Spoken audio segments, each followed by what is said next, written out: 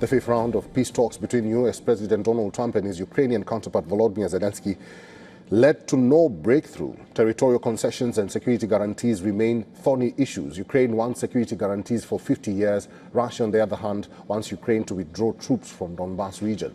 Our next report explores if Ukraine peace deal is closer than ever.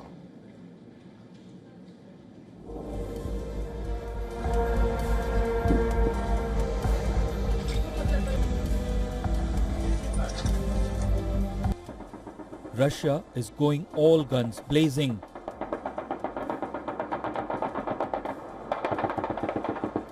It has launched the year's longest assault on Kyiv amid freezing temperatures.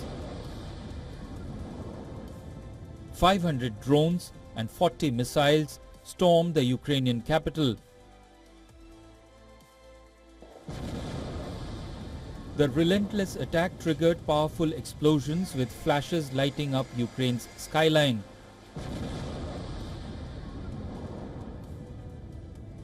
Moscow's fresh wave of strikes is a strong warning to Kyiv.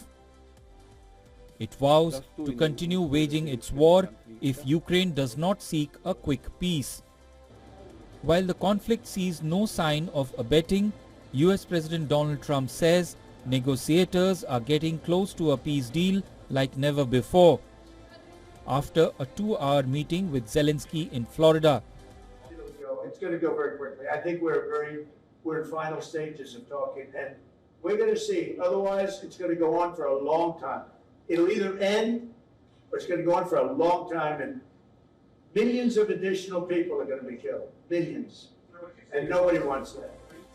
Even if the two presidents sounded more upbeat than before, there is still no answer to the key question of whether Ukraine will have to give up Donbas in exchange for peace. While Moscow agrees with Trump, it has drawn its red line. The Kremlin has asked Kyiv to withdraw troops from the region if it wants peace. Russia has warned that Ukraine needs to make a decision regarding Donbas without further delay. Russia currently controls a fifth of Ukraine, including Crimea, which it annexed in 2014. About 90% of Donbas, 75% of Zaporizhia and Kherson regions, and slivers of the Kharkiv, Sumy and Mykolaiv. There are also disagreements over who would control Ukraine's Zaporizhia nuclear power plant. Russian forces currently occupy it, which is Europe's biggest nuclear plant. Zelenskyy says he has asked Trump for US security guarantees lasting as long as half a century to help deter against any future Russian invasion. Currently, the peace plan sets out security guarantees for a 15-year term with the possibility for an extension. The Ukrainian president has made it clear that foreign troops are a necessary part of security guarantees. Ukrainians voice skepticism that the peace talks will bring the war with Russia any closer to an end. Negotiations are necessary, and agreements and talks with our partners are particularly important. But will one meeting change the course of the war? Unfortunately, no.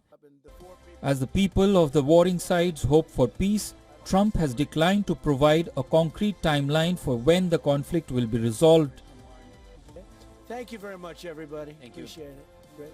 Besides long handshakes and growing optimism, there is little indication that lasting peace will prevail in Ukraine anytime soon.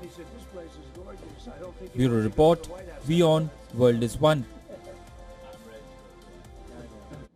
And joining us live from Virginia, United States, is retired Lieutenant Colonel Daniel L. Davis. He's a military expert and host of Daniel Davis Deep Dive on YouTube. Happy holidays, Colonel Davis, and thanks very much for your time. Let's start with the obvious. Comparing the October talks and yesterday, do you see any similarities in terms of the playbook played by both Trump and Putin? For example, Trump calling Putin before talking to Zelenskyy. Some critics find that odd. Listen, I think you got to go back a little bit further. Go back into the Anchorage, Alaska meetings in August, and then into the October, and then now this current round here. And no, I don't see any difference at all Because the odd thing about this, and you can definitely include the Alaska Anchorage meeting in this, is that ordinarily statecraft is done where you have working level people, even at the higher levels of the diplomatic corps. Once they come to some kind of an agreement or get it really close, then you bring in the heads of state to tie the deal off and to arrange any kind of outstanding issues. But in this case, basically the heads of state are doing the lower level work. Nothing has been agreed to. Nothing was agreed to prior to Alaska or after it. There was hopes for it. Now then we have the same situation here. So far, nothing has changed on the battlefield, and so nothing has changed on Russia's maximalist demands, and they have the wherewithal to require them. And nothing has changed to allow us to compel them to do something different. And as long as that maintains the case, these things are going to be really kind of pointless exercises if we're just being honest. Colonel Davis, two areas have now emerged as a talking point: Donetsk being demilitarized and made into an economic zone as path to peace, and Russia managing Zaporizhzhia nuclear power plant. How feasible are these two? Yeah, they're both pretty important too. Though the Zaporizhzhia nuclear power plant is like a second-tier issue. That's like down the list for Russia.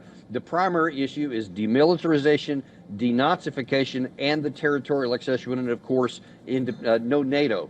So no military alliances at all, and those are completely contrary to what the Ukraine side and the Western side and the European side are trying to get done. So right now, you still have something close to maximalist desires on the Ukraine side and on the Russian side, and neither side is willing to give in anywhere. And that means that the only thing left, and I think Putin alluded to this a couple of days ago, either he's going to get them on the negotiating table or he will take them on the battlefield. And he said, very importantly, in a military uniform, that his patience is wearing out. And he says he's basically at zero, waiting for that withdrawal from the Donbass. So it could be that he's signaling if this round fails, there could be an increase in military operations in the Donbass. All right, Colonel Davis, it's good to see you. We'll have to end it there. Thank you for talking to us today. Thank you.